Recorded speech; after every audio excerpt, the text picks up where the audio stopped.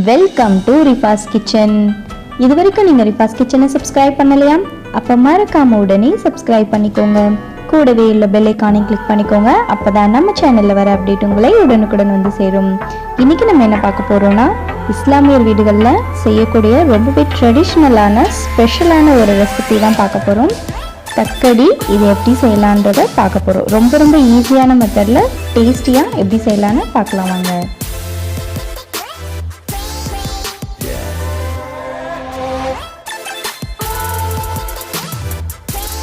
சுத்ரியான் செய்ய தேவையான பொருட்கள் என்னென்னு பார்த்துடலாம் வாங்க. ஃபஸ்ட்டு சுத்ரியான் செய்கிறதுக்கு ஒரு பவுல் எடுத்திருக்கேன். இதில் 200 கிராம் அரிசி மாவு எடுத்திருக்கேன். இது ஹோம்மேட் அரிசி மாவு தான். இதில் 1 டீஸ்பூன் உப்பு ஆட் பண்ணியிருக்கேன். இப்போ இது ரெண்டுமே நல்லா மிக்ஸ் பண்ணி விட்டுக்கிறேன். மாவு பிடிக்கிறதுக்கு 1 கப் தண்ணி சுடு தண்ணி எடுத்திருக்கேன். இதை கொஞ்சம் கொஞ்சமாக ஊற்றி மிக்ஸ் பண்ணி விட்டுக்கிட்டே இருங்க. தண்ணி நிறைய ஊற்றிடாமல் கொஞ்சம் டைட்டான மாவாக பிசைஞ்சு எடுத்துக்கோங்க. மாவு கொஞ்சம் சூடு ஆறுனதும் இப்போ நம்ம கை வச்சு நல்லா ஒரு டோவாக பிடிச்சி எடுத்துக்கலாம்.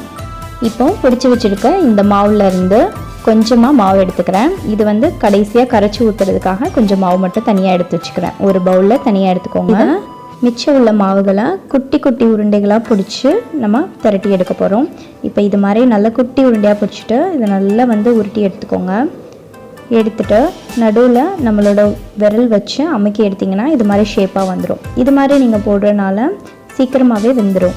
நீங்கள் உங்களுக்கு விருப்பப்பட்ட ஷேப்பில் மாவுகளை பிடிச்சி எடுத்துக்கலாம். கிரேவிக்கு தேவையான பொருட்கள் என்னென்னு பார்த்துடலாம் வாங்க. ஸ்டவ்வை ஸ்விட்ச் ஆன் பண்ணிவிட்டு பேன் எடுத்து வச்சுருக்கேன். பேன் கொஞ்சம் சூடானதும் இதில் 3 டேபிள் ஸ்பூன் நல்லெண்ணெய் ஆட் பண்ணியிருக்கேன். நீங்கள் மட்டன் ரெசிபிக்கு நல்லெண்ணெய் ஆட் பண்ணிங்கன்னா ரொம்பவே டேஸ்டியாக இருக்கும். இதோட கொஞ்சமாக பெருஞ்சீரகம், பட்டை, கிராம்பு, ஏலக்காய் இதெல்லாம் போட்டிருக்கேன். கொஞ்சம் ஃப்ரை ஆனதும் 2 பச்சை மிளகாய் ஸ்லைஸ் பண்ணி வச்சுருக்கதை இதோட ஆட் பண்ணியிருக்கேன். இது எல்லாமே நல்லா ஃப்ரை ஆகி வரையில் 2 வெங்காயம், பெரிய வெங்காயம் ஸ்லைஸ் பண்ணி வச்சுருக்கேன். அதை இதோட ஆட் பண்ணிவிட்டு நல்லா மிக்ஸ் பண்ணி விட்டுக்கிறேன். வெங்காயம் நல்ல பொன்னிறமாக ஆகணும். கொஞ்சம் கலர் சேஞ்ச் ஆகி வரையில் 1 டேபிள் ஸ்பூன் உப்பு ஆட் பண்ணியிருக்கேன். இப்போ இது எல்லாத்தையுமே நல்லா மிக்ஸ் பண்ணி விட்டுக்கிறேன். வெங்காயம் கலர் சேஞ்ச் ஆனதும் 2 தக்காளி ஸ்லைஸ் பண்ணி வச்சுருக்கிறது இதோட ஆட் பண்ணிவிட்டு மிக்ஸ் பண்ணி விட்டுக்கிறேன். தக்காளி நல்லா மசிஞ்சு வர வரைக்குமே இதை வேக விடுறேன். தக்காளி நல்லா வதங்கி வந்ததும் இதில் 1/4 டீஸ்பூன் கரம் மசாலா ஆட் பண்ணியிருக்கேன். ஆட் பண்ணிவிட்டு இதையும் நல்லா மிக்ஸ் பண்ணி விட்டுக்கிறேன். எண்ணெய் பிரிஞ்சு கரம் மசாலாவோட ராஸ்மெல் போனதும் இதில் 1 டீஸ்பூன் இஞ்சி பூண்டு பேஸ்ட்டு ஆட் பண்ணியிருக்கேன். ஆட் பண்ணிவிட்டு இதையுமே நல்லா மிக்ஸ் பண்ணி விட்டுக்கிறேன். இஞ்சி பூண்டு பேஸ்ட்டோட ராஸ்மெல் போகிற வரைக்கும் இதை நல்லா வதங்கட்டும். சிம்மிலே வச்சுட்டு குக் பண்ணுங்கள். இது நல்லா குக் ஆகி எண்ணெய் பிரிஞ்சு வரையில் மட்டன் ஆட் பண்ணணும். நான் மட்டனை 3 விசிலுக்கு வேக வச்சு எடுத்து வச்சுருக்கேன். அதை இதோட ஆட் பண்ணிக்கிற போகிறேன். எனக்கு இங்கே மட்டன் வேகாதனால குக்கரில் 3 விசிலுக்கு வேக வச்சுட்டு அதுக்கப்புறம் ஆட் பண்ணுறேன்.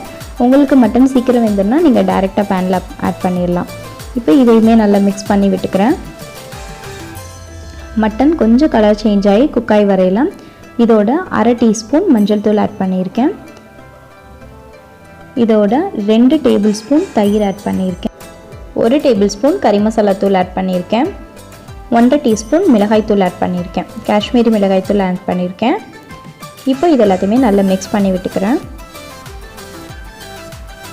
இப்போது இந்த மசாலாவோட எண்ணெய் பிரிஞ்சு குக்காய் வர டைம் வரைக்கும் நம்ம வெயிட் பண்ணணும். ஒன்ஸ் நல்லா இதில் எண்ணெய் பிரிஞ்சு குக்காய் வந்ததும் நம்ம வேக வச்சு எடுத்து வச்சுருக்க மட்டன்லேருந்து தண்ணியை இதோடு ஆட் பண்ணிக்கிறேன். இந்த தண்ணியில் நிறைய கொழுப்பு சத்து இருக்கனால இந்த தண்ணியை நீங்கள் வேஸ்ட் பண்ணாமல் இதிலே ஆட் பண்ணிக்கோங்க. ரொம்ப ஹெல்த்தியானது இந்த வாட்டரு. ஸோ இதையும் நான் இதோட ஆட் பண்ணிக்கிறேன். இப்போ இது எல்லாத்தையுமே நல்லா மிக்ஸ் பண்ணி விட்டுக்கிறேன். இதை ஒரு 5 மினிட்ஸ்க்கு நான் குக் பண்ண போகிறேன். இதை ஒரு 5 மினிட்ஸ்க்கு மூடி போட்டு குக் பண்ணுங்கள். 5 மினிட்ஸ் கழித்து ஓப்பன் பண்ணி பார்க்கலாம். இது நல்லாவே குக் ஆயிடுச்சு. மட்டன் பீஸும் சரி நல்லாவே வெந்து வந்திருக்கு. ரொம்பவே சாஃப்டாக இருந்துச்சு மட்டன் பீஸும். பாருங்கள், ரொம்ப சாஃப்டாக இருந்துச்சு மட்டன். ஸோ மட்டன் நல்லா குக் ஆயிடுச்சு. இப்போ நம்ம ஸ்டவ்வை சிம்மிலே வச்சிடலாம். ஸ்டவ்வை சிம்மில் வச்சுட்டு இதுக்கு மேலே கொஞ்சமாக புதினா இலை ஆட் பண்ணியிருக்கேன். கொஞ்சமாக கொத்தமல்லி இலையும் இதோட ஆட் பண்ணியிருக்கேன். இதை நல்லா மிக்ஸ் பண்ணி விட்டுக்கலாம். இப்போ இந்த கிரேவியில் நம்ம ரெடி பண்ணி வச்சுருக்க சுத்ரியான் ஆட் பண்ண போகிறோம். சுத்ரியான் நீங்கள் ஆட் பண்ணும்போது கொஞ்சம் தள்ளி இடைவெளி விட்டு ஆட் பண்ணுங்கள். ரொம்ப பக்கத்தில் ஒட்டி ஆட் பண்ணக்கூடாது. அது மாதிரி நீங்கள் பண்ணிங்கன்னா உடஞ்சிரும். சுத்ரியான் நீங்கள் ஆட் பண்ணுறதுக்கு முன்னாடி ஸ்டவ்வை சிம்லேயே வச்சுட்டு ஆட் பண்ணுங்கள். நீங்கள் ஹை ஃப்ளேம்லேயே வச்சுருந்தீங்கன்னா சீக்கிரமாக கரைஞ்சும் போயிடும். ஏன்னா இது வந்து நம்மளுக்கு அரிசி மாவு, இது ஆல்ரெடி நம்ம சுடு தண்ணியில் மிக்ஸ் பண்ணி போட்டனால சீக்கிரமாகவே இது குக் ஆயிரும். நீங்கள் இது போட்டதும் கரண்டி வச்சு மிக்ஸ் பண்ணி விடக்கூடாது. அது மாதிரி பண்ணாலும் இது கரைஞ்சி போயிடும். இப்போ எல்லா சுத்ரியானுமே நம்ம ஆட் பண்ணியாச்சு. ஸ்டவ்வை சிம்லேயே வச்சுட்டு ஒரு 10 மினிட்ஸ்க்கு மூடி போட்டு இதை நம்ம குக் பண்ண போகிறோம். 10 மினிட்ஸ் கழித்து ஓப்பன் பண்ணி பார்க்கலாம். பாருங்கள், சுத்ரியான் நல்லாவே வந்துருச்சு. ரொம்ப சாஃப்டாக இருக்குது. ஒன்றோட ஒன்று ஒட்டாமல் நல்லாவே வந்திருக்கு. இப்போது இந்த கிரேவியை கொஞ்சம் திக் பண்ணுறதுக்காக 2 டேபிள் ஸ்பூன் இதில் நான் தேங்காய் அரைச்சி வச்சுருக்கதை ஆட் பண்ண போகிறேன். இது நீங்கள் ஆட் பண்ணுறதுனால கிரேவி கொஞ்சம் திக்காகும். இப்போ இதை ஆட் பண்ணிவிட்டு லைட்டாக மிக்ஸ் பண்ணி விட்டுக்கிறேன். மிக்ஸ் பண்ணி விட்டுட்டு நம்ம அரிசி மாவு கொஞ்சம் எடுத்து வச்சிருந்தோம்ல, அதை கொஞ்சமாக சுடு தண்ணியில் மிக்ஸ் பண்ணி கரைச்சி எடுத்துருக்கேன். அது 1 டேபிள் ஸ்பூன் இதோட ஆட் பண்ணிக்கிறேன். இப்போ இது எல்லாமே நல்லா கொதிச்சு வர டைமில் கொஞ்சமாக கொத்தமல்லி இலை போட்டு ஸ்டிச் ஆஃப் பண்ணிடலாம். இப்போ நம்மளுக்கு ரொம்ப டேஸ்டியான சுத்ரியான் ரெடி ஆயிடுச்சு. இதை ஒரு சர்விங் பவுலுக்கு மாற்றி எடுத்துக்கிறேன். ரொம்ப சுவையான ஈஸியாக செய்யக்கூடிய ஒரு டிஷ். இது நீங்கள் பிகினர்ஸாக இருந்தீங்கன்னா அவங்க கூட இதை ட்ரை பண்ணலாம். ரொம்ப ஈஸியாக செய்யலாம். நீங்கள் ரொம்பவே ஸ்பெஷலான ஒரு டிஷ் நம்மளுக்கு இப்போ ரெடி ஆயிடுச்சு. வீடே மணக்க ரொம்ப எம்மியான தக்கடி நம்மளுக்கு இப்போ ரெடி ஆயிடுச்சு. இதை நீங்கள் புதினா சட்னியோட சர்வ் பண்ணலாம். ரொம்ப டேஸ்டியாக இருக்கும். இது ஷை டிஷ் கிடையாது. இந்த ரெசிபி இது ஒரு மெயின் டிஷ் தான். இஸ்லாமிக் வீடுகளில் ஈதப்போ செய்யக்கூடிய ஒரு ரொம்ப ஸ்பெஷலான ஒரு ரெசிபி தான் இது. நீங்களும் மறக்காமல் உங்கள் வீட்டில் இந்த ரெசிபியை ட்ரை பண்ணி செஞ்சு பாருங்கள். இந்த ரெசிபி உங்களுக்கு ரொம்ப பிடிச்சிருக்கா? அப்போ மறக்காமல் லைக் பண்ணுங்கள், கமெண்ட் பண்ணுங்கள். உங்களோட ஃபேமிலி அண்ட் ஃப்ரெண்ட்ஸ்க்கு மறக்காமல் ஷேர் பண்ணுங்கள். ரிஃபாஸ் கிச்சனை சப்ஸ்கிரைப் பண்ணுங்கள். தேங்க்யூ ஸோ மச் ஃபார் வாட்சிங்.